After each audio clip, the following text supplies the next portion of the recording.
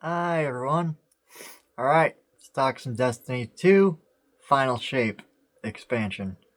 Uh, Mostly story and campaign stuff, which was quite a saga in itself to watch unfold in real time. The way Bungie handled it, and we'll get into that.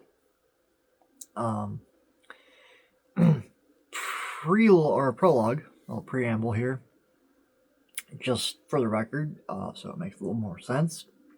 Um, been playing Destiny since there was a public beta, actually, which was just Crucible, just 3 maps, but and played D1 vanilla D1 at launch, um, up to the point where I pretty much only stopped playing it, and that was briefly until Dark Below came out, because I ran out of things to do, literally. The equivalent of masterwork every weapon. Weapon leveling worked way different back then. I won't get into it. A lot of things worked differently back then. Literally the only thing I had not done and gotten was I had not gotten a mytho class to drop from Vault of Glass for the life of me. Um, because it feels like it was a lot of attempts. I know I looked it up the records later on in my account of how many raid clears I actually had in real life. It's not as many as my memory remembers. Probably because there were a lot of we get to Atheon and then the group would fall apart. Like so many almost clears that it felt like I had more chances than I did, but no. At the time, back in original old school days, yeah, the only thing I didn't have was a mytho class drop, and that was it. So it wasn't really a lack of interest in the game while I stopped initially. It was I literally ran out of things to do. They would, I think, in that time or shortly after that, introduce like heroic version of the raid with those weapons and all that stuff, and the adept weapons and whatnot. I know I ended up getting a couple of those, but not the full set of everything. At that point, it wasn't like a lack of interest in Destiny. It was again other games to play too as well, and I've been playing nothing but Destiny like since it launched, which was funny because a lot of my friends were obsessed with the loot cave, and I went there for like 5 minutes, 10 minutes, saw what they were doing to participate a little bit. I'm like, yeah, this is a thing, but I'd rather go explore the rest of all the other places we have to look and do things. So that's what I did. I'll hunt down ghost fragments or grimoire cards. I was a lore nerd back when it was before it was hipster. It became like trendy and cool, like because people call it a Dark Souls storytelling method, where it's like, oh, the story is not up front. It's you got to go and seek it out and find it and understand the world and what's going. And because of Dark Souls, that became cool, which is ironic because Vanilla Destiny 1 did the exact same thing and everyone hated it. I say everyone, I mean most people. I actually didn't mind it. I really liked it. I knew from all the talk that had gone on, all the press, all the interviews Bungie was talking about, this is a long-term thing they had. And they always famously quote the 10-year plan, which ironically somehow accidentally ended up being about accurate. Or very accurate. We'll see, actually, in a couple hours how accurate that plan's going to look. So I have to record this now, and I don't want to ramble too much. And I'm not going to go through the entire history of my on and off playing Destiny or not playing Destiny, because that would be its own separate video. It would take a long time. I will just say, though, that I wasn't playing at the time when they did one of their big developer direct things, where they announced 3 expansions at once, like the next 3 years of Destiny, like the final 3 years it was supposed to kind of be. It was going to be Beyond Light, Witch Queen, and then Lightfall. And Lightfall was, a working title, and they had little pieces of art for each one of those. And at this point, I'd come off a long stint of playing Destiny hardcore, and I do mean hardcore, for months and months, when all this was announced. And I was like, yeah, I might come back for Lightfall. I might come back for the ending. Let's see how they wrap this up. Kind of was the sentiment I had at that time. And then I did end up playing Beyond Light, not at launch. I think I bought it around Christmas, like when it was on sale. Like I think the deluxe edition that came with the reason what convinced me to buy, like to spend the extra money, or I don't know if both versions were on sale or the deluxe with the annual pass was the one on sale. Mostly got it because to me, worth the extra money because it included the exotic pulse rifle of the No Time to Explain, which is an old school D1 player. Yeah, was it worth the money? Yes. Did I use it like the entire time I played that campaign? Absolutely, yes. Yeah, and I got the catalyst for it and all that stuff. It's a really fun gun. Still is. I've still actually used it. I used it a little bit in Final Shape for a bit for a gunsmith bounty for pulse rifle. I'm like, I know one of those I can use. Besides the Halo battle rifle, which I accidentally somehow did not have. I apparently only had one. I narrowed down because I did that event, the 30th anniversary, to get all those weapons, and I had a really good roll of it. I narrowed down to the one that I liked and kept it. Somehow I didn't have that weapon locked, and I accidentally poofed it when I was playing Final Shape. That's a whole different story. So I have to go find a new battle rifle again. I love that as the fact that gun's in Destiny is amazing. Same with the Magnum, which I still have in my character as a sidearm. Actually, no, I don't. It got replaced by a new sidearm that's in Final Shape, which is amazingly somehow better. It's different, better. Anyway, I'm getting off track for 6 minutes in. People are already tuned out. Unless you're here from my normal rantiness, which is fine. I just did that for an hour and a half covering the Xbox Game Showcase. I don't want this to be anywhere near as long. I don't have time for that. Literally, I'm doing this like at the last minute. I'll get to that. Why I had to get to this now. I wanted to get to it sooner. It's just timing and stuff wasn't really being cooperative, and neither is the lighting. Because I noticed sorry, I'm a production nerd and it's bothering me. But hey, you know what? It's how this video is going to have to be. That's what it is. Anyway, so yeah, I did come back, play Beyond Light, enjoyed that, but didn't really play much beyond that. Like beyond the campaign, I like a little bit of that first season that was out. And again, probably not necessarily losing interest in the game, just I'm sure other things came up, and then that's one of those things where if you spend a couple of weeks or so away from it and like break the habit of pattern of playing it all the time, you kind of forget about it. Or at least that's how my brain works. There's a lot of games that are like that where you'll play them a lot. Any kind of MMO or live service type game you put a lot of hours into. Once you stop doing that, it becomes easy. It just becomes easier. And again, a lot of times it's not lack of interest in wanting to play Destiny. It's just there's other stuff out there that gets my attention. That's also big time commitments, like long RPGs, things like that, or even TV shows or shows or a couple movies. Various things take up my time. So it ain't always a slight against Destiny. It's just other stuff that, at the moment, I'm like, I'd rather go do this. And that's what will happen. I did come back. I did play through Witch Queen. That was based. I don't know if it was because Microsoft does a really good job with the Xbox dashboard of at the bottom of it having 3 little advertisements. The furthest right one's always something that's paid for outside of Microsoft. The other 2 are internal promotional stuff. The best one of those is like, hey, there's a sale going on right now for whatever, like there's this developer sale or whatever sale, whatever thing. Generally, I'll always check those out of just pure curiosity. Be like, all right, let's see what's on sale, or how much, and whatever deals are available. And that's led me down a lot of interesting rabbit holes. It led me back to playing Destiny, for example, and making this video and all of, So, we'll get to it briefly. I did come back and play Witch Queen based on word of mouth. Again, I think it was on sale. Similar thing, probably. Where it was I don't know if it was the annual pass version or not. I'd have to look, and I could check it right now, actually. I don't know what all I own and don't own. It doesn't really matter. Oh, yeah, I think I did it up just picking the base version of Witch Queen up based on just good word of mouth. People were saying it was like the best campaign they'd ever done. Both in terms of story and gameplay, all the stuff. And it was. I would agree with that opinion.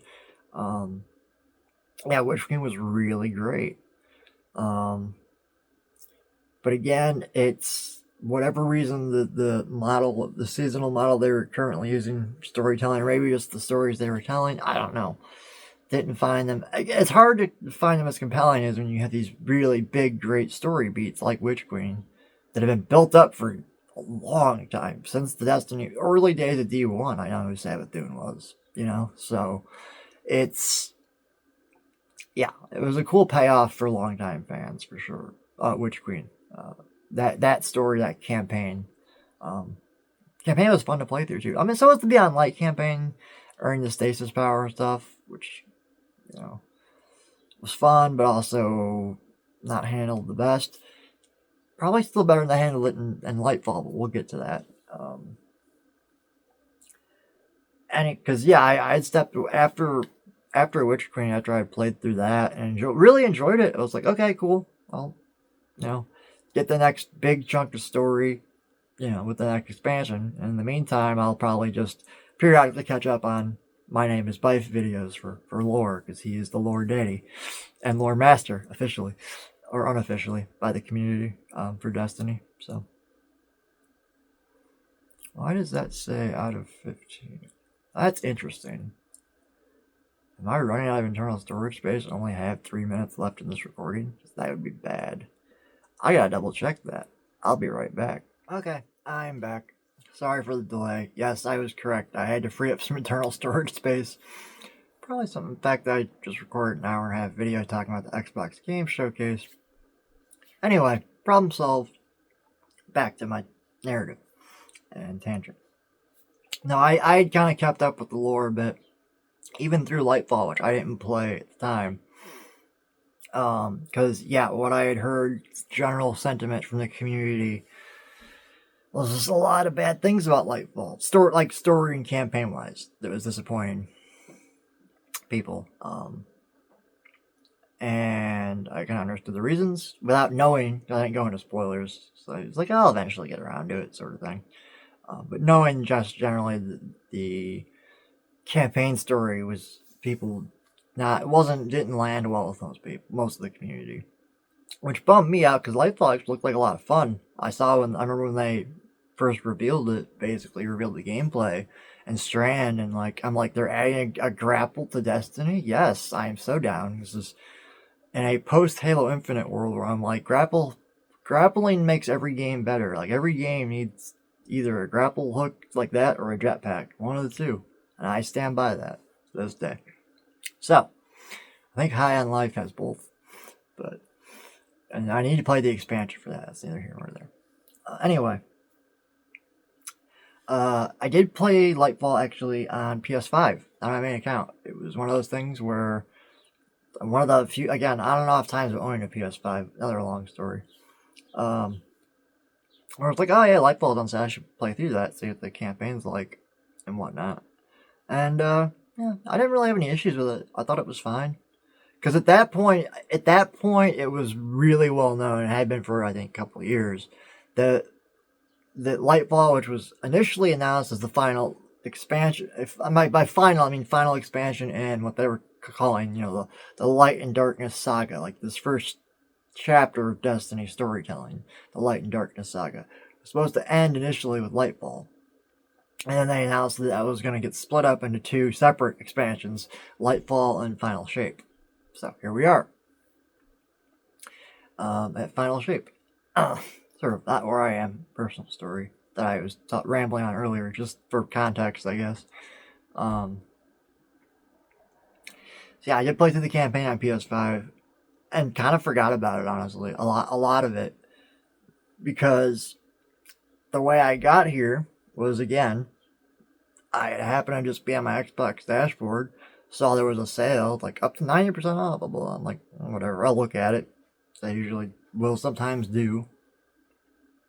And I saw that the, Super Deluxe Annual Pass version of Lightfall was on sale for like $10 or something, because it was 90% off the $100 price tag, so it was $10. And I'm like, I should really pick that up. I'm like, I know Final Shape's coming out sometime. Like, I remember hearing about, like, it had gotten delayed, blah, blah, blah. None of that surprised me. I'm like, yeah, honestly, if that's going to be your kind of, like, not final final bit of Destiny storytelling, but the culmination to this very long story you've been telling for 10 years, yeah, take your time with it. Take all the time you need. Nintendo, that thing, you know? It's gonna, I almost swear. But you know what I was gonna say. Nintendo, that stuff. Or Zelda, it, you know what? If you're in the gaming world, you know what I mean by all of that. The Zelda reference is especially funny to me. That's a very much inside gamer culture and like inside baseball, like gaming culture joke. Anyway, so yeah, I picked up Lightfall, and then very quickly after that learned that, Final Shape is coming out in like less than a week. So I better hurry up here and catch up on as much as I can, including playing the Lightfall campaign again, actually really, really paying attention this time for stuff. And definitely finding it more annoying than the previous time. I don't mean story-wise, I mean gameplay-wise. The fact that they tease you need to play around with Strand in very limited capacity until like the very end you finish the campaign, like, okay, here you go, you unlock the subclass. I'm like, finally. And that's only a bummer because it's such an enjoyable subclass to play. It's still largely part of my prismatic build in Final Shape, but we'll get into that later on. But yeah, and I did manage to get a lot of like the seasonal finale missions in there, like the stuff that was between Lightfall's campaign and up to Final Shape, I was able to squeeze in. Literally to the point where I was playing the final mission, the finale for Season of the Wish, the current season before Final Shape came out. Which a lot of people I saw criticism of online afterwards, after the fact, and I looked at it, because people criticize it because it's literally a retread, slightly harder version, not much, but slightly harder version of the final fight from the original Destiny 1, vanilla Destiny 1 campaign in the Black Garden, with destroying the 3 Minotaurs and the, taking out the heart at the center of the Black Garden, which we now know a lot more about thanks to stuff after Lightfall, I think, was set up for and then definitely confirmed in Finals, or confirmed in Season of the Wish, at least, that the Black Art was a poor imitation of the Veil, blah, blah, blah. I'm not going to get into all the lore. If you know what it is, you know what it is. If not, I'm not going to bother too much. There'll be some lore stuff I'll get into, inevitably, just talking about the story, because this is full spoilers. It was probably labeled in the thumbnail, so you know what to expect. I expect that you already know this information, or you don't care about it, or you don't care that it's going to be talked about by me, without seeing any footage of it. So you get that part of it at least saved. I don't get to see anything. I don't have that kind of setup yet. Otherwise, I would have captured footage and be watching that and hearing me talk as opposed to watching me talk. There you go. And whatnot. Which would be nice. It would allow me to drink more fluids while talking. Throat's getting dried out. It's a very kind of chilly morning. This video brought to you by Gatorade. Works better when the label's facing the camera. Anyway. Where was I? Oh, yeah, the Season of the Wish finale mission, which was, again, people criticized. I mean, it's only that final fight. The stuff that leads up to that is new and different. I thought the mini boss fight and Prestige, that one was actually pretty fun. And kind of challenging. I kind of got stuck on it for a little bit. Anyway, people criticized that the Season of the Wish finale, like, mission, because that final fight is, but I liked it. I was like, oh, this is awesome. This is a like complete 360 like callback to what was the final mission here leading into this final story for this saga is kind of, it's coming full circle of where it all started, that kind of thing. But people criticize it because I said that word a lot. It makes no sense if I dissect those sentences. It's opposed to saying or stopping, which I still do. I try and avoid that and talk good words. People criticize it, I think, in retrospect, because it's not up to par in terms of mechanics as like a regular modern boss fight would be. Even campaign boss fight thing, or whatever.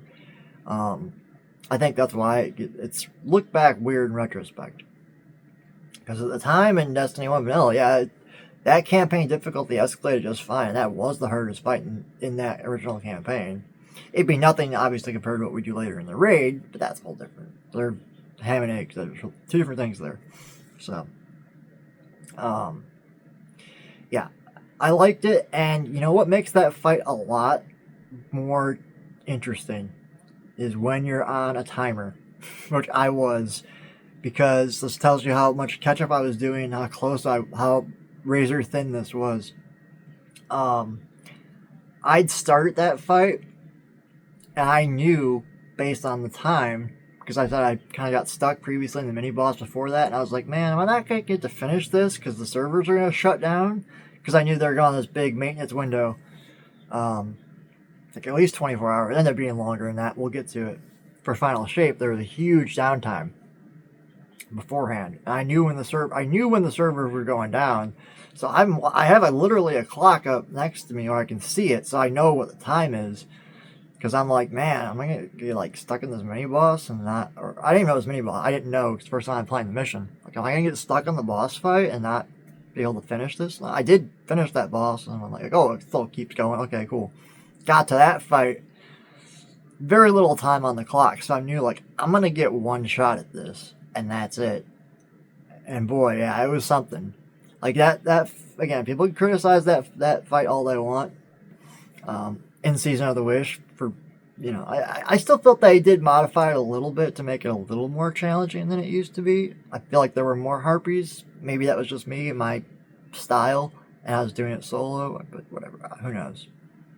Either way, it was really fun when again you're on. I was on the clock. I knew I had one attempt, and even then a limited time span to do that encounter and clear it, which I did. Because if you know, again, this is all full spoilers, I'm assuming. For Final Shape, this is before then even. After you finish that mission, you go into the cutscene of Crow going through the portal and riding into Cade, blah blah blah, in the pale heart of the Traveler. And it's funny, thanks to the way Destiny's mechanics work, every time I had logged in, they would hit me with like a cutscene, like catching me up on the story. So I'd already seen that cutscene. But this is how close I was in the timer.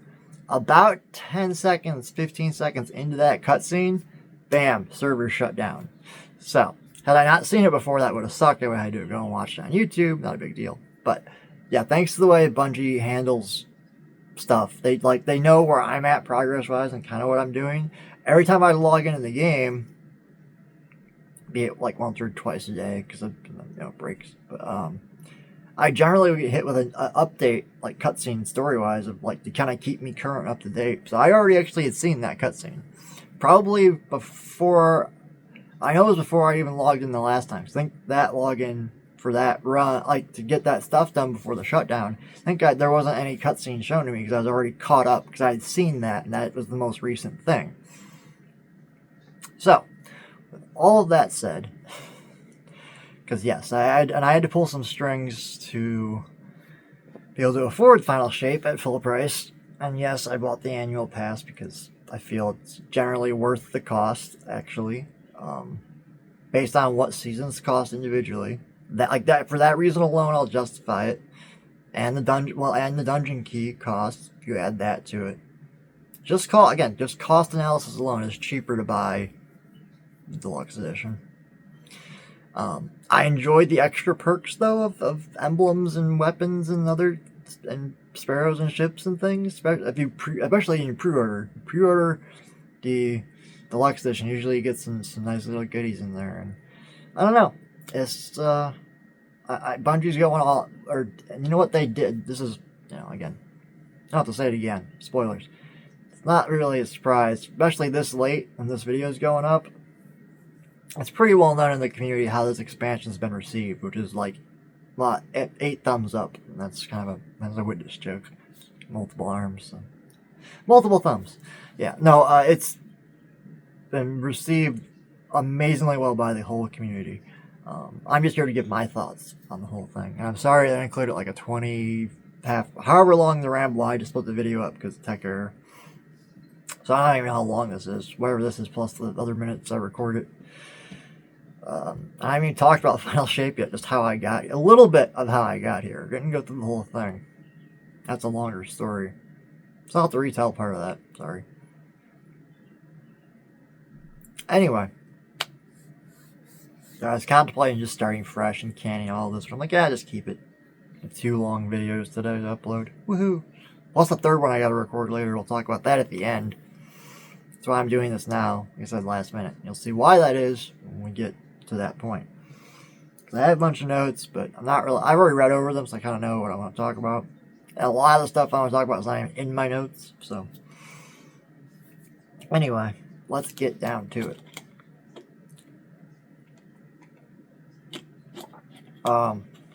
Yeah. Oh yeah, okay. We're all caught up to where I was at before Final Shape came out. So, yep, let me take another little break here, collect my thoughts so I can get this in a timely manner in this video. It's not forever. 1 second. Okay, I'm back. And sorry for the delay, but hey, you know what? It's appropriate because the story of the Final Shape sort of begins also with the delay. And I'm not talking about the 4-month delay in release. Talking about when the servers were supposed to come online. For me, which was 1 o'clock scheduled launch time. And I know enough, I've been around, I know there will be hiccups and problems, blah blah blah. I had an appointment that day at like 2:15 that I moved and rescheduled just because I figured by then it'd be fine. Flash forward to 5 o'clock, and my hope and enthusiasm for this, my server getting online, being able to get connected and stable and play, had diminished to the point where I'm like, I'm going to go take a nap, which I did. At like 5 o'clock, and I woke up and was pretty much ready to go at about 10, so yay, sleep. For a long session of lots of Destiny. Lots of Final Shape campaign. I'll say the opening cutscene I really enjoyed is like half retrospective on the journey you've been on so far, because it opens, or I don't know if it opens with, but it's part of that cutscene, is a like alternate angle of when your ghost first finds you and revives you in Destiny 1. So I'm like, that's a nice callback. Just like where, because it is where everything started. And people that, like me, that were playing vanilla Destiny 1 at launch, we remember that moment. Because it was the start of a thing. You know, nearly 10 years ago, because that game launched in September. So we're not quite the 10-year mark yet, of 2014. But we're close enough. And yeah, and then, like I said, the other half of it is sort of current story, what's going on in the current plot. But it's a nice opening, because it gives you... And the whole campaign is kind of like this to some degree. It's both reflecting on the long journey we've all been on, or a lot of us have been on, and also wrapping it up. Like, it's amazing that, and I think a lot of people in the community, or especially after Lightfall, had a lot of doubts about this expansion. I kind of didn't. I sort of had a little bit of faith still in Bungie. I'm like, you know what? I was like, I really hope they stick the landing. It's incredibly hard to do that kind of thing when you're telling a big, long saga story over 10 years. The only other example to even compare it to, the reason I'm wearing this shirt, would be what Marvel did with all of their movies and culminated with Infinity War, and especially Endgame. And I made this comparison to a lot of people before the Final Shape came out. Like, yeah, this is their Endgame. This is a big deal for them. It's a big deal for those of us that have been playing the game. You know, I've been playing on and off, not constantly the whole 10 years, but I've been there. So, a lot of this stuff, a lot of Final Shape feels like it was definitely aimed at old school veteran players that have been through a lot of ups and downs with the game, and over this whole journey, all this stuff, all this story and everything else. Really well done. Not just the cutscene, the whole campaign. I had a little note of it in here, but mostly that I really enjoyed the alternate angle, like different perspective. Like you get some dialogue from Ghost before he finds you, or Ghost is kind of genderless, so. But yeah. Anyway, I still miss Dinklebot, by the way. Personally, I didn't mind it. That's a personal preference, though. I know it's not a popular choice. Anyway, not that this is related at all to the stories. It's more just, again, nostalgic player thing. If you got the season pass for Season of Echoes, which is the current season, which technically doesn't start until tomorrow, but that's a whole look at there. Red Death returns, or yeah, actually, I believe it's called something. I can look it up. Literally, I have the game open. I think it's called Red Death Reformed, or something along those lines. Let me double check. It's still in my inventory still. Yeah, Red Death Reformed. That's it. But yeah, I saw that immediately. It was like, they brought Red Death back. Like, never expected that. Kind of like when I brought Galahorn back for the Bungie's 30th event. It was like, really? No way. Because certain weapons in Destiny 1, early Destiny 1, we knew probably weren't long for the game because they were way too overpowered by their concepts of how they were designed. There were 3 of them on that, well, really 2 initially, Galahorn and, well, Mythoclast, yeah, well, Galahorn, Mythoclast, and Icebreaker, the sniper rifle that could have infinite ammo, basically. Just not all at once. If you were there, you know what I'm talking about. That's the only, as far as I know, that's the only one of that list that has not come back in some form. The Mythoclast, I think they tried to bring it back and just tried to retune it. It just didn't work, and I don't think it's around anymore. I don't know, actually. It might be available in the Reprise Vault of Glass, which I haven't done yet. I'm assuming actually it probably is in there. Should be in there. Whatever. Either way, yeah, Red Death wasn't technically D1 vanilla, I don't think. I think it came out with Dark Below, just because I remember using it like most of the time in Crota's End raid. So yeah, now Red Death was one of those weapons. Yeah, we kind of could tell it was overpowered.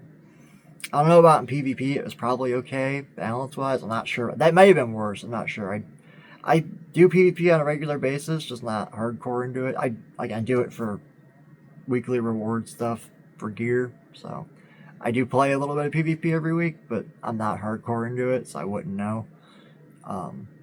The complaints the PvP community has and the PvE community has in Destiny are totally different things. So I don't really pay attention to either one of those. I'm just positive and trying to enjoy my own experience of the world that is Destiny. But yeah, nope. Again, it doesn't really affect campaign or anything like that. It's just really nice to see a weapon that's like, oh, I never thought we'd see this again in the game. And yeah, I don't know if it's as powerful as it was before, because again, the whole trick to that, what makes it, the gimmick to it as an exotic is that on kills it restores your life. So it's one of those things where in a PvE environment, when you're handling a mass amount of mobs and things like that, and try adds, it's super useful for survivability alone and durability. So yeah, I used it throughout the majority of the Final Shape campaign. So it's relevant for that reason. Actually, I think I used it for almost all the campaign. It wasn't until after that I was getting other weapons and kind of switched up my default loadout pretty much and went away from it. But yeah, just because I haven't seen a catalyst for it yet. I think it has a catalyst slot. I think they all do, but I don't know. I don't know yet whether or not it has a catalyst. I should mention now, probably, that I went into Final Shape pretty much in the dark. No pun intended. As possible. Like, I really didn't look at any trailers, any of the gameplay stuff, none of the things Bungie had released, no videos online. Like, I knew it was coming out, I knew what it was. Like, I didn't need any more, I didn't need or want any more information beyond that. That was a conscious choice, and only reinforced by after I had finished Lightfall, and during that downtime before Final Shape came out, I was catching up on more lore videos just for what gaps, stuff little things I had missed to catch up on. And I noticed in a lot of the Lightfall trailer and launch trailer footage and all that stuff, like, wow, they gave Like, there's a lot of stuff from the ending cinematics that are stuck in there. I'm like, they stuck put way too much, gave way too much away in there, which is honestly a problem. People that have good memories, like myself, that know, like, I know that scene's coming somewhere. It was in the trailer. So I tend to avoid that stuff. Sometimes. Depends on what the thing is. In this case, with Final Shape, it's like, yeah, I don't need to see anything. I want to go in pretty much blind as I can, and I'd rather be surprised by things, even mechanics I didn't know about. I mean, I found out about Prismatic shortly before release, but not all the details of it, just the concept of what it was. I'm like, oh, we get to mix all the subclasses? Yes! Like, that's pretty much what it is. To an extent. And that, we may find out more about the future of that later today in a couple hours. Just why I gotta make this now, and we'll get to that, like I said. Anyway, it's kind of a long prologue into Final Shape, I think. I don't know what it is compared to the other expansions. But to make up for that kind of longer prologue, you do get access to the new Prismatic class. I don't want to say subclass, because it's technically not a subclass. It's all the classes, but, or all the subclasses. You get access to that super early. Like, it's the exact opposite of Lightfall. Granted, it's limited at first. As you progress through the campaign, it opens up more stuff and more options and whatnot. And even once you're finished with the campaign, there's still fragments to track down. I think I've got 3 or 4 more of them to get. I think I know where they're at. I just don't know how to get the chest open. I haven't figured it out yet. I'm trying to solve it on my own without having to resort to the internet, but we'll see. There's a balancing act there. Eventually, I'll probably have to look it up. Anyway, unless it's not possible to unlock them until after the new season starts tomorrow, which is a possibility. I don't know. I haven't looked into it. Again, I kind of kept myself in the dark on a lot of things for Final Shape, because I enjoy Destiny more when it's about discovery and exploration and just finding things on my own completely. So it's always been that way for me, so I kind of try and stick to that pretty hard in the game. Anyway, my next note is when you do get your first official quest for the campaign story, which is very easily visible on the UI when you go to your quests. I don't know, I think they redesigned that before this. There was stuff that happened between the launch of Lightfall and this, like all those seasons, that I wasn't really around for. And I had such a very limited time with Lightfall before Final Shape. I'm sure there's features I'm going to credit to Final Shape that were introduced after Lightfall, but before this expansion. I know the Pathfinder system is new. I like that a lot. I think that's fun. I do kind of somewhat miss the old Vanguard bounties. This is, I know, an alternative to that, but meh. Honestly, I think they're kind of the same, no matter which way you slice it. I think maybe Pathfinder, to some extent, gives you more freedom and choice in how you want to progress their objective to get gear drop and stuff. So, we'll see. We'll see. I think it's an experiment for now. We'll see how it plays out. I kind of like it. We'll see what happens with it. Anyway, first page of notes down. A lot of it was about server stuff, which honestly ended up being irrelevant. Like, that became a non-story. I was worried that would end up overtaking the narrative of what could be a great expansion, and it didn't. Because the expansion was that good, that's all we're talking about. People aren't even remembering, oh yeah, that really bad server issues launched, blah, blah, blah. I haven't heard discussion of that since it happened. Once people got a hold of this thing, right from the start, it's just like, bam. Universal praise for this across the board. It's kind of amazing. I'm sure there will be some dissenters. There always is. Ironically, that's part of the plot with The Witness. But those of you know what I'm talking about. You know the irony I'm getting at. Anyway. Alright, blah, blah, blah. I'm just scanning over what I wrote here so I can see what I want to talk about. Because, I did make note when I got into the campaign story proper. Like, oh, it's step 1 of 34. We're going to be here a bit. Honestly, and I knew this kind of even before I did it, but I knew, like, yeah, some of those steps are going to be like, go talk to this NPC, and then move 10 feet and talk to the next one. Now you completed 2 of those steps, so it's not as bad as it sounds. I think the length of the campaign is probably Probably on par or average with previous expansions. It may be slightly longer. It feels longer because there's definitely way more cinematics and way more cutscenes. Um, on every level. Both. This is the most, by far, the most pre-rendered cutscenes they've had in an expansion, or even a game release. This tops, I think, even Destiny 2, that vanilla Destiny 2 Red War campaign stuff, which had a lot of pre-rendered things. So did, and a lot of D1 vanilla was in-engine, but, and then at a certain point, Bungie got this middle ground where they did like this artistic style cutscene stuff too. That's in Final Shape as well. You get all of them. You get a lot of pre-rendered cutscenes that look amazing. You get a lot of, or a decent amount of artistic cutscenes for stuff they couldn't quite afford to, or have time, or afford to do in CG or an engine. It's faster, or whatever. Or they chose, or just made that choice. Probably made that choice. Because there's plenty of in-engine cutscenes too. Usually when like your character models need it to do something, interact, because they can't put that in a pre-rendered cutscene because all the armor varieties alone just no, never gonna happen.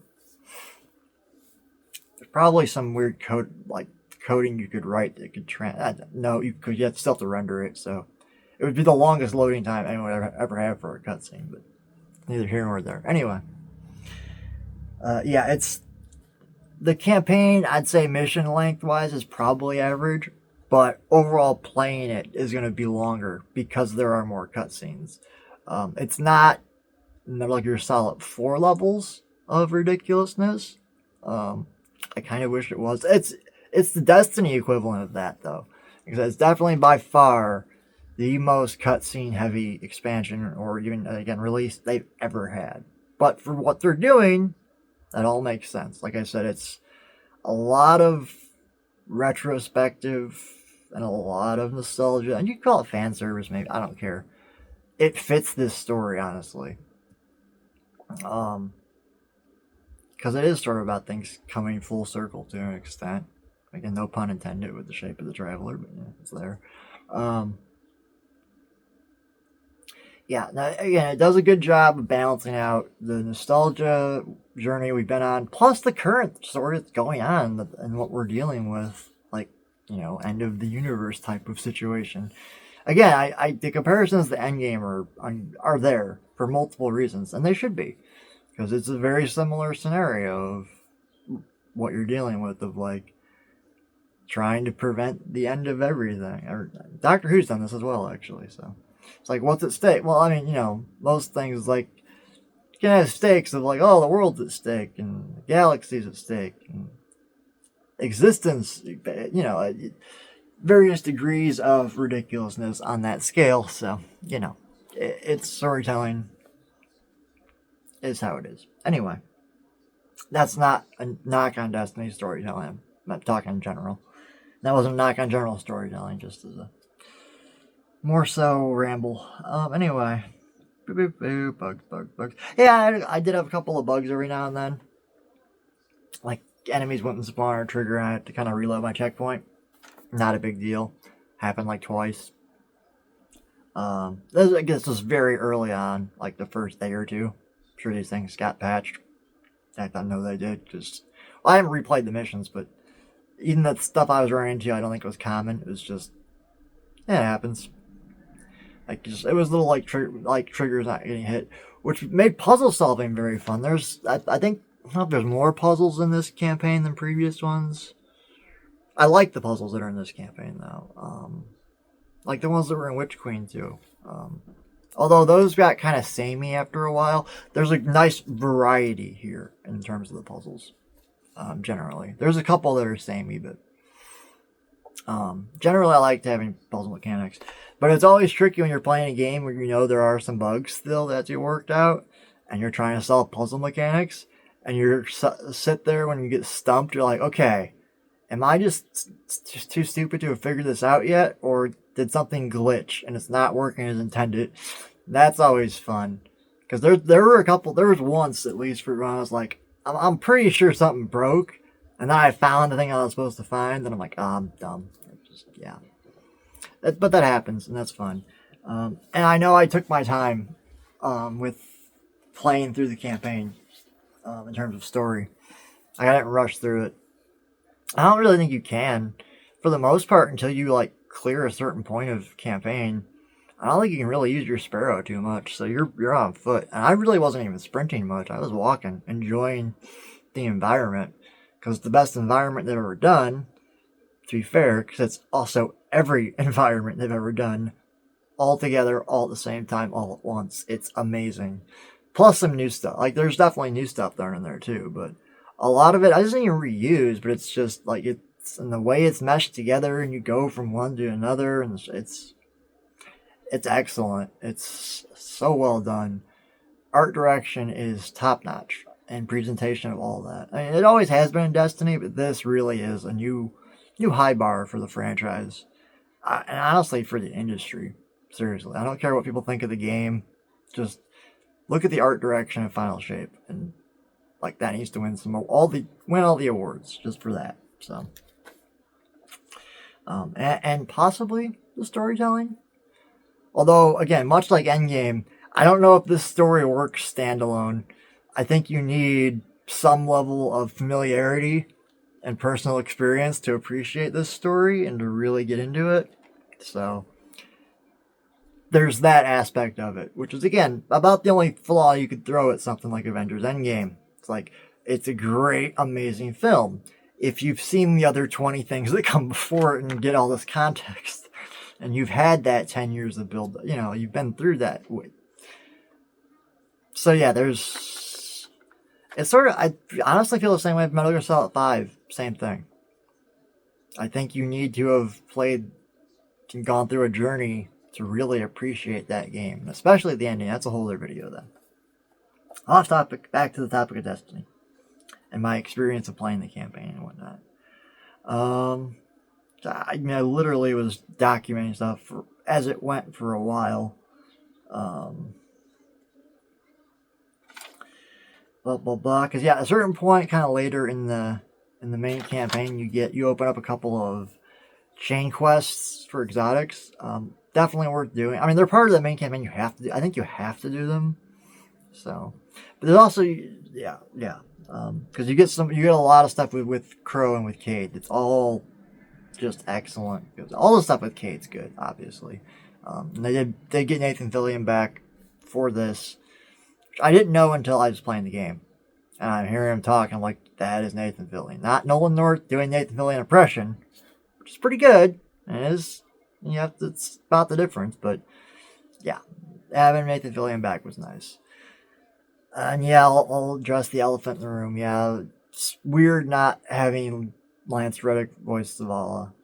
And I'm not sure when that transition exactly happened, even though I really kind of played through Lightfall and a bunch of that stuff into Final Shapes. I know it happened somewhere in this. I don't know exactly where it's at. Because it wasn't like immediately the second Keith David started in, I picked up on it. I knew something was off. I don't know when. And I think it honestly kind of story-wise sort of worked. There's no explanation for why his voice changes, but clearly, I mean, I think going with Keith David's an interesting choice. Only because he has such a distinct voice. So I don't know. I mean, Lance Reddick had a distinct voice too, but not as distinct as Keith David. Nothing against Lance Reddick. He was a brilliant voice actor, or brilliant actor, period. And it was missed. And it sucks he couldn't finish out this stuff, because there's a lot of Zavala in this story. There's a lot of the characters that have been around as recurring characters for 10 years are all main parts of the story. Zavala, Ikora, Cade, Crow, who really, as Aldrin's been around since the beginning. So, I mean, and your Guardian. That's kind of sort of who's on the ground for the most part of the campaign until near the ending, but we're near the end of it. So you get to explore a lot with all those characters. And Zavala has a lot of really good stuff in there. So, yeah, again, it's just, it's once you recognize the Keith David, you can't not hear it. And then as a Halo fan, I'm like, Arbiter, but no, it's just, yeah. He'll always be the arbiter in my mind, but now he's Zavala moving forward, so that'll be interesting. And it's fine. I think honestly, it's fine. And I do think again, interesting choice to go with Keith David. Such a distinct voice, but yeah, I guess if you're gonna have to replace an iconic actor, just use another one. So it's all good. But yeah,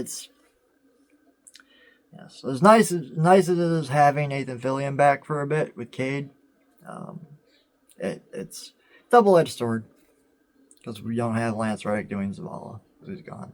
So it is what it is. Anyway, I should get back to my notes here and not make this too long because I already got another thing that's also really long today. It's just the style today is in the morning and the mood I'm in, I guess. I don't know. Anyway, you do eventually get to a point where you do have a mission that is a boss fight against the Witness. And then you finish that, which might take a couple tries. There's some mechanics there to figure out. It's a pretty fun fight, though. I enjoyed it. Didn't see it as the final fight, though, and that was the game makes that very clear with, text on screen of, final confrontation with the Witness still remain. And me just going, because, again, going into the game in the dark, not knowing much about it, my biggest question / fear / concern, whatever, was going to be, are they going to wrap up the story in the campaign or in the raid or find a way to honestly, I saw it as an either or. I didn't know there was a third choice. Bungie found a third way to do this. Brilliant. We'll get into that. Because, at a certain point, you do fight the Witness. And it's I forget, I didn't mark it in my notes. It's step whatever, 32 or something, or 34. Is basically prepare for the final battle. And it shows you a number of stats, which you can't even see in game anymore. This only existed for between launch and between when the raid opened on Friday. It was really cool experience playing through those days and including the raid stuff and afterward, because it did feel like a living world, a persistent world, which is funny because the Pale Heart of the Traveler as a zone is the first time we've had any zone in Destiny, really, I think, that is just a solo instance. That may change next week, I think, based on some missions I've already picked up and a couple things. We'll find out in a little bit. But I think that the fact that the Pale Heart is currently only a one-player instance, I think is going to change when the Season of the Echoes kicks in tomorrow. I think. We'll find out from Bungie by the time anyone sees this, because I'm recording this literally hours before they're doing their big developer direct about the next year of Destiny. Because there are questions. You don't know what those are yet, because I got to finish telling the story. There's like I said, you fight the Witness in a boss fight and campaign, solo, or if you're playing with a fire team, whatever your choice. I did everything solo, because that's how I roll on launch day. Even with Halo, I do everything solo.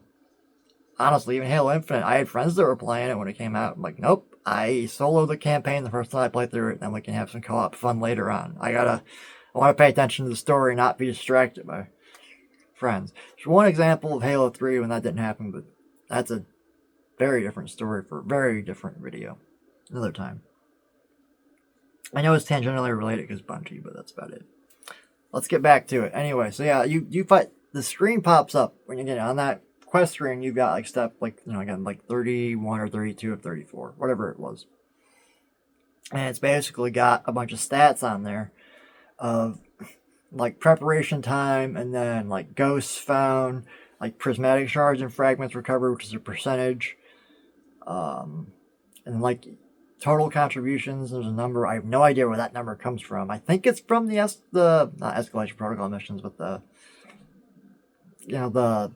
that's what it feels like, because it's similar to escalation protocol escalation stuff was on Mars. Is ever increasingly harder waves till you clear it in each zone of enemies if you choose to engage with the stuff. They're like solo public events that build. So I don't think it's gonna be solo much longer, but I won't get into that yet. Anyway, I think that's where that number comes from. And then they have a number at the bottom that was like total contribution numbers from like every player. So it was interesting to see like what they didn't show your percentage, but you can at least see like, well, here's the total contributions and here's your chunk of it towards this. Like everyone's working together to like prep for this raid, even if we're not doing the raid. That's what it felt like. Because I knew I wasn't going to be day one raiding in contest mode. I don't have a group for that. Had I been playing seriously for the last several months, I probably would be doing something like that. I know I wouldn't be attempting a world's first thing or anything like that, because that takes years of like prep, honestly, to be at that level. But anyway, I quickly I saw these stats and I'm like, okay, interesting. So it seems like the end of the campaign is somewhat time locked, is all I could figure out.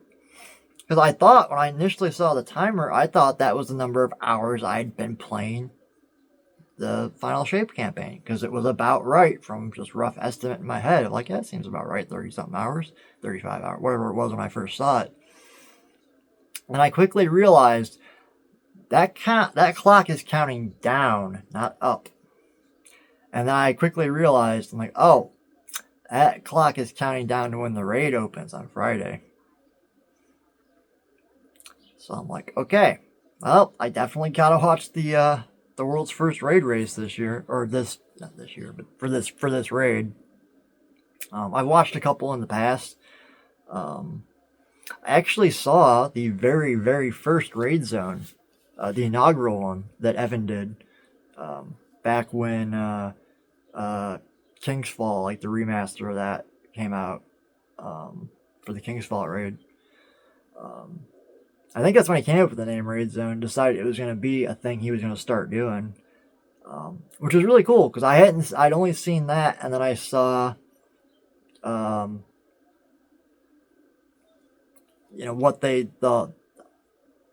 and credits to Evan and CB both, man. Those boys went all out to cover this raid. Deservedly so, because it feels like Bungie went all out making the raid. Because the Salvation's Edge, the new raid, and the definitely part of the story, there's some lore stuck in there that I know we're community still looking over and dissecting and trying to digest and get to. Main story is easy enough to follow, though. But yeah, Bungie went all out too, because this raid went out. The world's first took a while. It set a new record. I don't know how much anyone watching would know about the history of world first records and raid races and all that stuff in Destiny. There's a long history of it. 18 raids total, actually, if you count the re-releases and everything. Yeah, Salvation's Edge would be the 18th raid in Destiny. And yes, that's counting some twice because of the re-releases, but whatever. And yeah, among those, the initial clear, I'll just give you a quick little brief history, because why not? We're already going long enough. The initial clear of Vault of Glass and Vanilla D1, I think, was a little over 10 hours. Mostly because, and that's one of the longest, because no one really knew what they were doing. On a whole other level, no one had seen anything like this in a first-person shooter. The only people that may have been able to help are people that play World of Warcraft and were used to raid mechanics. That's where Bungie got the idea. They openly talked about their love of World of Warcraft and wanting to do a raid encounter in a first-person shooter, hence sort of one of the Genesis ideas of what became Destiny. So yeah, that was one of the longer ones on record just because it was the first. And again, no one knew what they were doing, pretty much, on a whole other level. But then not obviously, because some of you might not know this, when Last Wish came out in Forsaken, that raid, that set a new record that, frankly, a lot of us, myself included, thought would never ever be broken. Because that raid took a little over 19 hours for the first clear, for the world's first. Largely because there was a puzzle that's got everyone stuck. for hours and hours and hours and hours. And the final boss fight was also insanely hard and a bit of a puzzle in itself to even figure out how to get the damage phases, etc. And basically, Bungie repeated that trick with Salvation's Edge.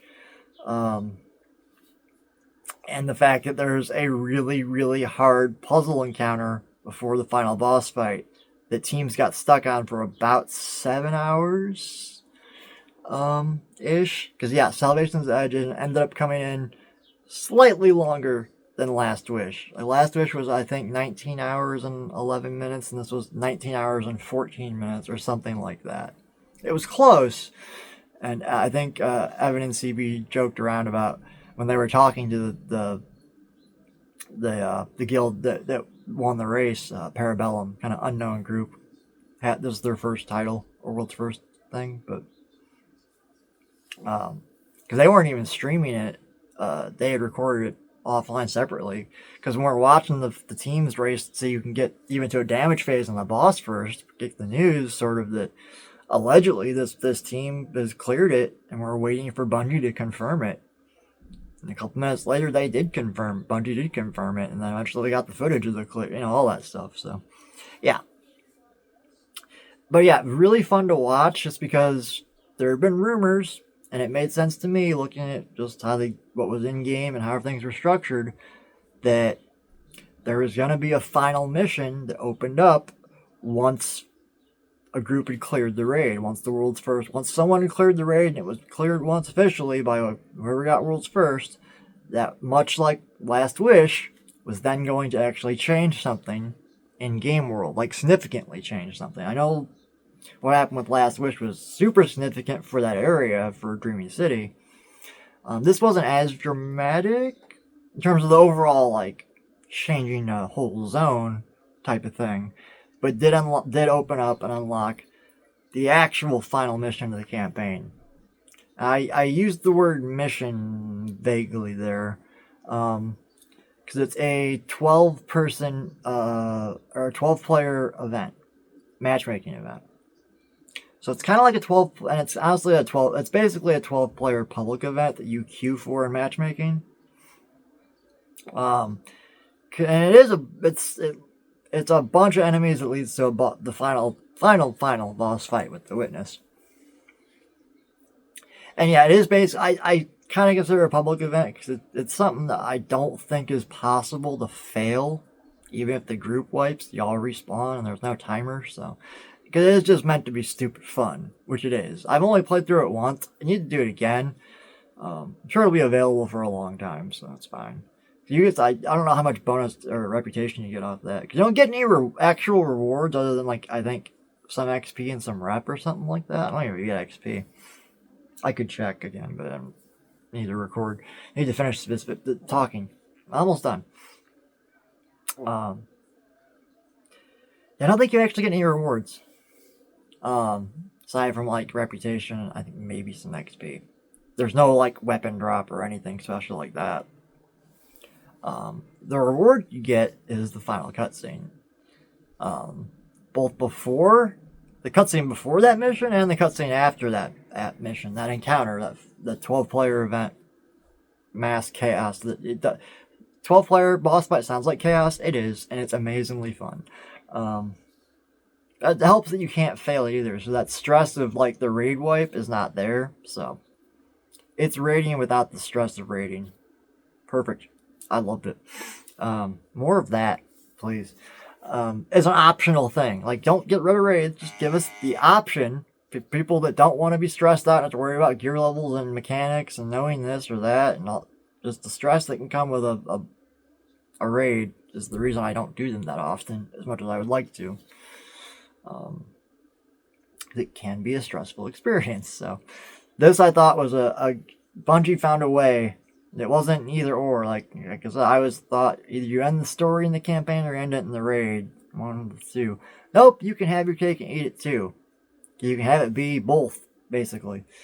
Of having the campaign go up to a certain point and feel somewhat complete. It is not, again, once you finish the Witness boss fight, that the whole zone opens up and a lot of things do change in terms of giving you multiple landing points and I don't think the regional chests are even available. They don't even spawn on the map until after you've gotten to the boss fight. And again, people kept... I noticed on the internet, people were releasing their campaign reviews and impressions, and I'm like, it's not over yet. The raid's not even come out. That's why I waited to do this. I meant to do a video on this sooner, talking about the campaign story and my impressions of it, and thoughts and all those things. And then I saw how things were structured, and I'm like, oh, I gotta wait. I was gonna make this video after the 12-player event.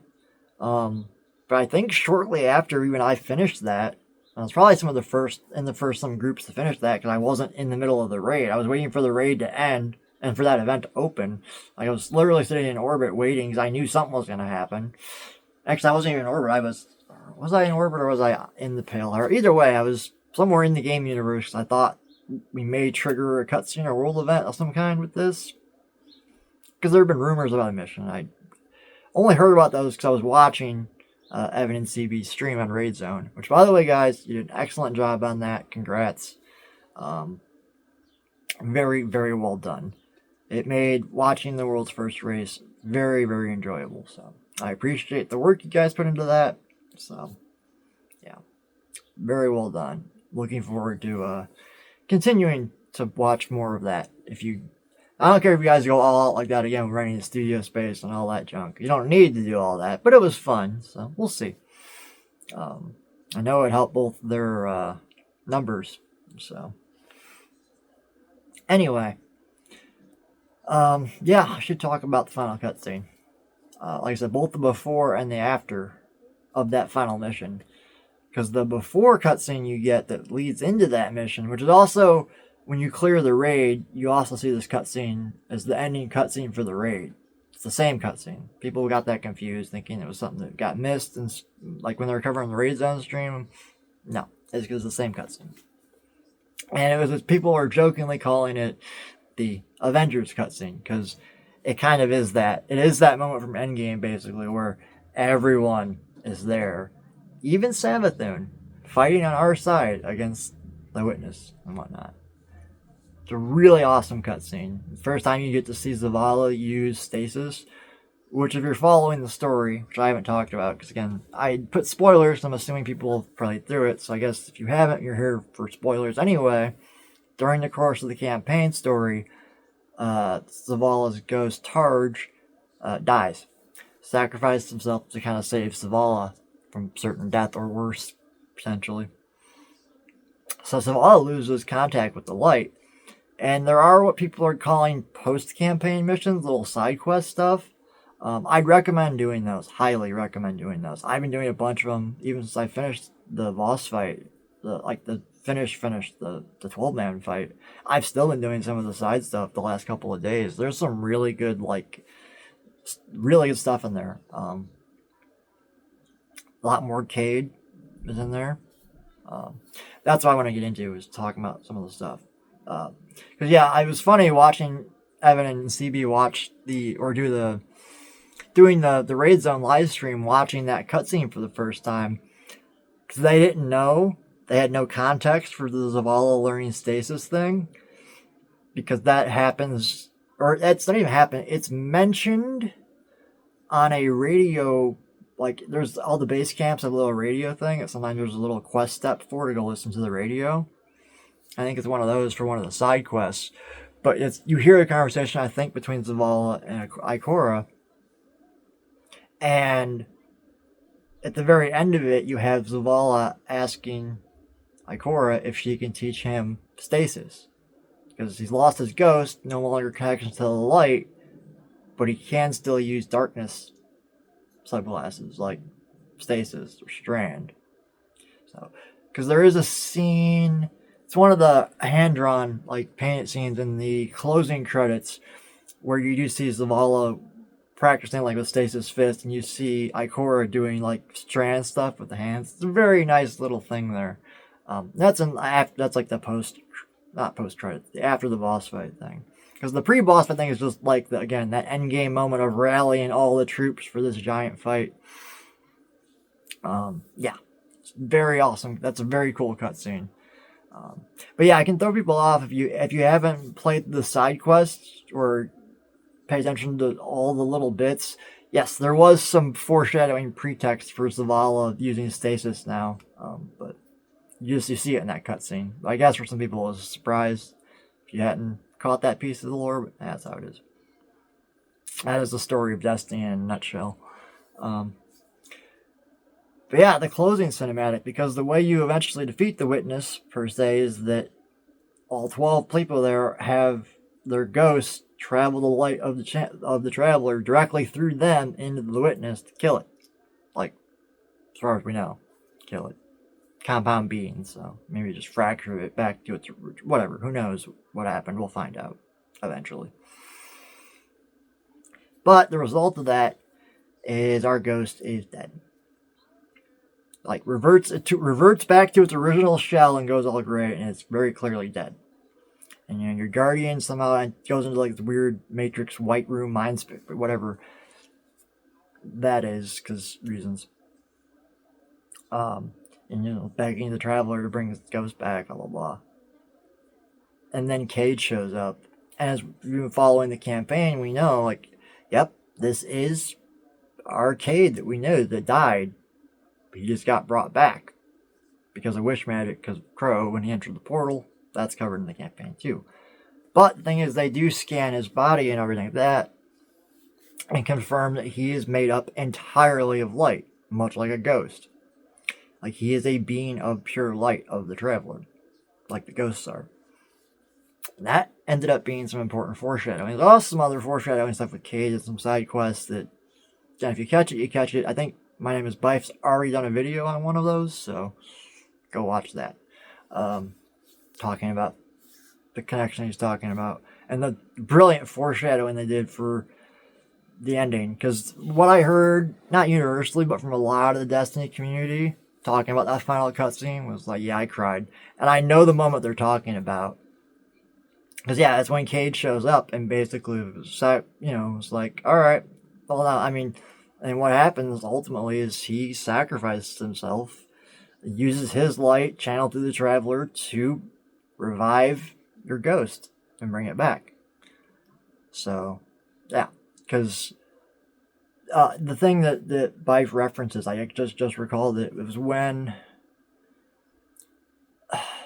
I can't remember if it's who's trying to tempt Cade or the vision he's having or how the scene gets set up escapes me at the moment.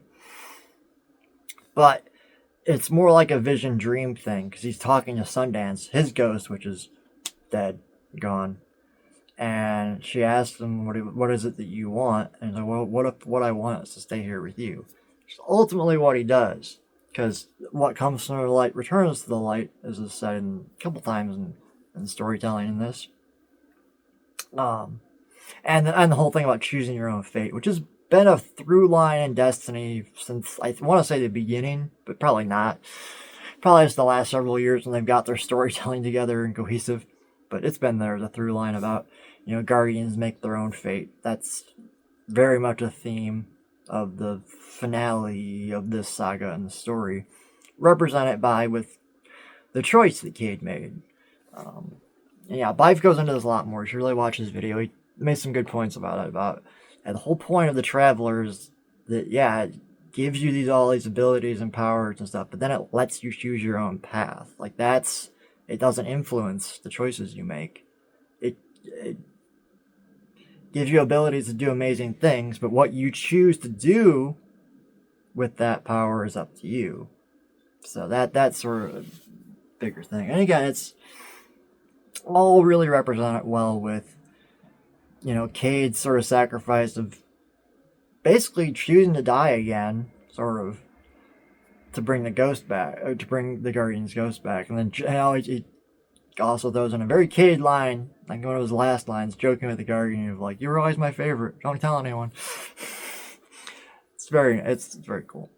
Yeah, that's all done in engine with your character model, and like I said, I think they just for saving time, because I noticed it too. Because like a lot of players, I've got a very elaborate ghost shell. I usually change it around depending on seasonal stuff. Like right now, it is just the one that came with the pre-order for Final Shape. It's called the Final Shell. It looks really cool. And another nice little, just small touch they did throughout the campaign. Your ghost gets more and more damaged, like its lens cracks. And for a second, I really wasn't sure if, like, is that just the shell I have on because it's from the pre-order for the expansion, so it kind of makes sense that it fits the lore. And then I saw other footage of other people's. Sorry, I thought I saw something was on the camera on me. I couldn't tell. It's on the camera. Black spot. Anyway,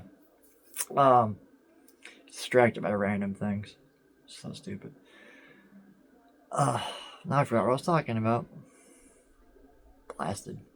I'm already over an hour plus the other stuff I had to record for this, which I figured this might be a long video. I was prepared for that, so that's fine. Sorry, I was talking about Cade. Oh, the ghost models. Yeah, I just think they had them all revert to the classic shell just because it saved time. Because everyone. Oh no, I was talking about the crack in the lens. Yeah, once I saw other footage of other people's gameplay from Final Shape, I'm like, oh no, they did that effect to every ghost, no matter what shell you have. So yeah, some graphics team somewhere spent a lot of time doing that to every single shell.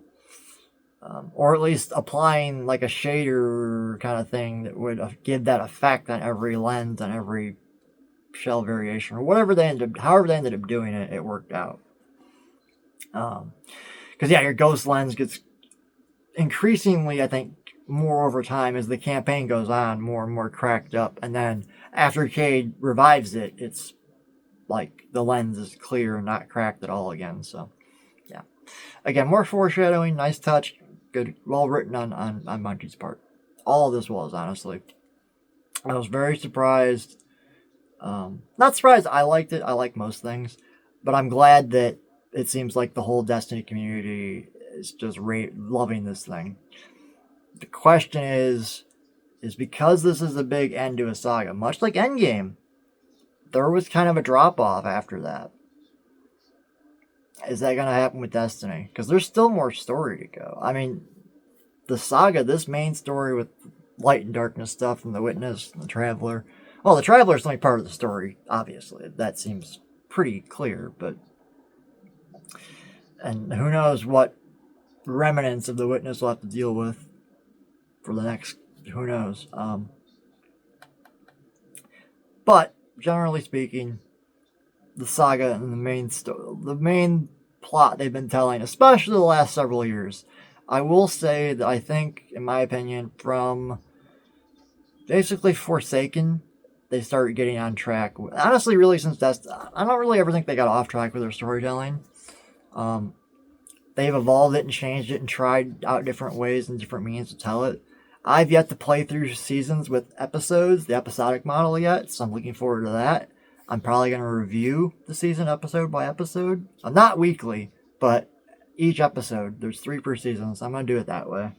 I'll pop in for a video and review and talk about that episode. And then maybe the season as a whole once that episode wraps up. That kind of thing.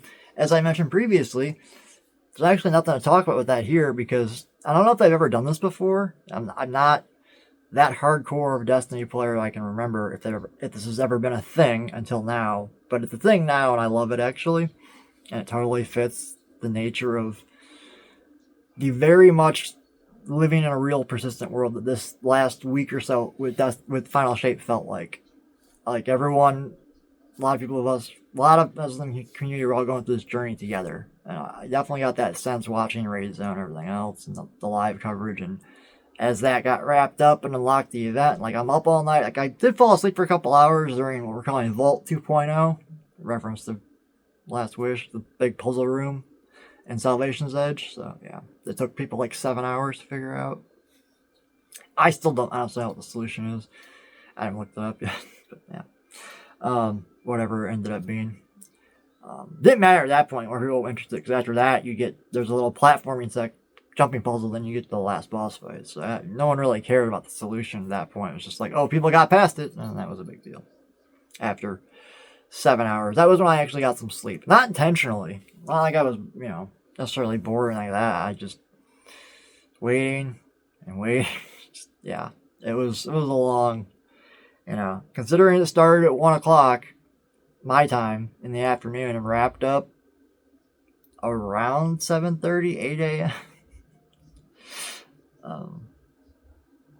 Yeah. But yeah, it did officially beat out Last Wish as the longest raid, which feels fitting for what it is, so. Yeah. Anyway, the reason I had to do this video, waited so long is because I wanted to obviously get all the raid stuff in, and then honestly do as much of the side campaign stuff as I could once I realized, like, oh, there's still a bunch more story in here, a bunch more Cade stuff. Like all the little, like lost ghosts you have to go and recover. Not the ones in the Pale Heart, the ones that are in missions outside of that. That's a really fun, like, series of quests, honestly, because you get to go to, like, every location, like, tour throughout the game that's still available. And if you do them in the order you get them, and it kind of does take you on almost like a history tour. And what's really cool about that is some of those are either strikes or even single-player campaign missions. You're replaying, but entirely different context. Like, there's all new dialogue in there. Mostly from Micah 10, who's a new character. We'll see, hopefully see more moving forward. I really like that character a lot so far. And with Cade, that's mostly your main dialogue is between those two back and forth while you're doing all these missions. So, yeah, if you're a Cade 6 fan, I highly recommend those Lost Ghost missions. Again, not necessarily the ones in the Pale Heart, because I think after you do the 6 of those to get to all the cysts, they just repeat. I think. I'm not sure. I haven't confirmed that, but the other ones that take you to outside zones, those are really fun. Those I've done all of that are available. I think there's still one left that is locked behind. It may be a seasonal thing as the season progresses. So again, that's why I got off on the tangent. As again, there is no season yet. If you go to Helm, like, there is a thing that pops up on your screen for, like, seasonal progress of, like, turning in an engram or whatever, and all this bunch of stuff that's in there we know is coming in the season. Like, Failsafe's going to be the vendor for the reputation stuff, because we're going back to Nessus, because that's set up in, like, the post-credit scene kind of thing. Investigating an anomaly there, blah, blah, blah. The start of, and there are other hints, other story beats we'll see moving forward. Anyway, the reason I had to do this now is because it's currently 9 o'clock in the morning my time. So in 2 hours, Bungie will be releasing their the Journey Ahead, which is going to be a look at the next year of Destiny. It's going to be interesting. Because as I alluded to earlier, and with the whole endgame thing, and what the crossroads we're at now, as a Destiny community, as player base, which I now officially consider myself back part of, and probably not ever leaving again. I really enjoy the game too much. Because again, the flip side of that with Final Shape is either, there's going to be a drop off afterwards. There is after every expansion release. There's always the peak and valley. It's fine. Retained players is what's going to matter. And there's a chance, a hope, and this is how I feel. Final Shape for me reinvigorated my love of the game and the universe and the lore, everything about it. So I am back. So I said I'll be covering the season, or the episodes in each season as they unfold. And I'll be covering Bungie's video later today.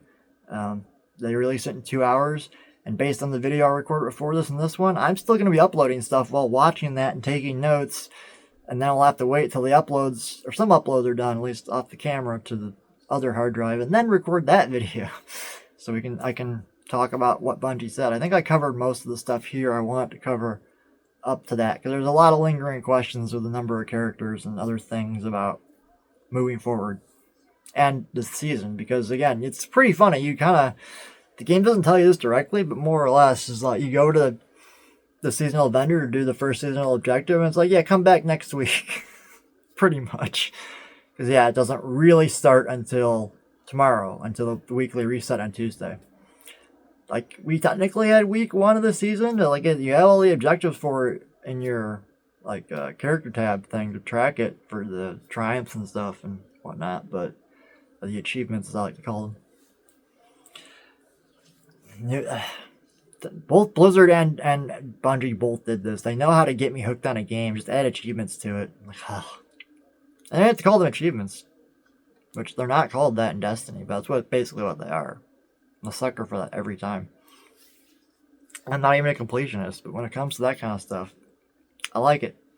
So, with that said, I should wrap this up because I gotta do behind the scenes work and get prepped to break down that video that Bungie's gonna release talking about what's coming up moving forward.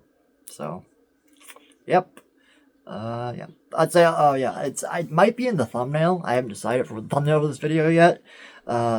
The other big change post the raid being beaten, or it might even been actually no, it was. I know it was following the campaign mission being beaten. I think because well, who knows timeline. Everyone was going to do that. They weren't back at the tower yet.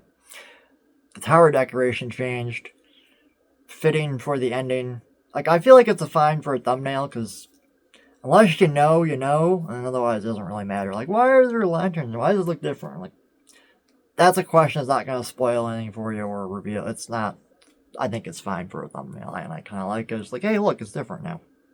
And the some of the menu music in Orbit changed. That may be very temporary. We don't know yet. We'll see. I don't know if all of what Bungie's going to dive into in their video in a few hours here. So, but I gotta stop now and go wait and prepare for that.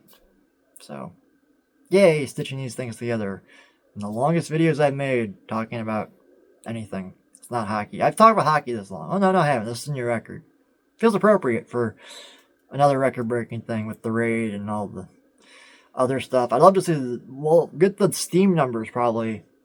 Be interesting to see them today or next week, like what some of the numbers look like. And over the next couple of months, too, how bad the drop-off is, everything else. So we'll see. Anyway, I don't really care. I feel like at this point, especially with this release, Destiny has cemented itself. It's not going anywhere anytime soon. Much like World of Warcraft, I believe that as long as Bungie is still a company, much like as long as Blizzard's still a company, these stories will continue. These universes, both Destiny and World of Warcraft, will keep going indefinitely. So, very happy about that, actually. I like ongoing stories. So. And I like a good payoff to a good narrative that took a long time to pay off and get there and give us lots of little clues and tidbits and built out a really cool, fun science fiction universe. So, hey, props to everyone at Bungie that worked on this, from the narrative team to art design to everyone. All the mission designers and testers and gameplay. So, well done. You've, there have obviously been ups and downs with Destiny, so the last 10 years so far. So, or was it 11? I don't know anymore. Time. Alright, I'm out. Peace.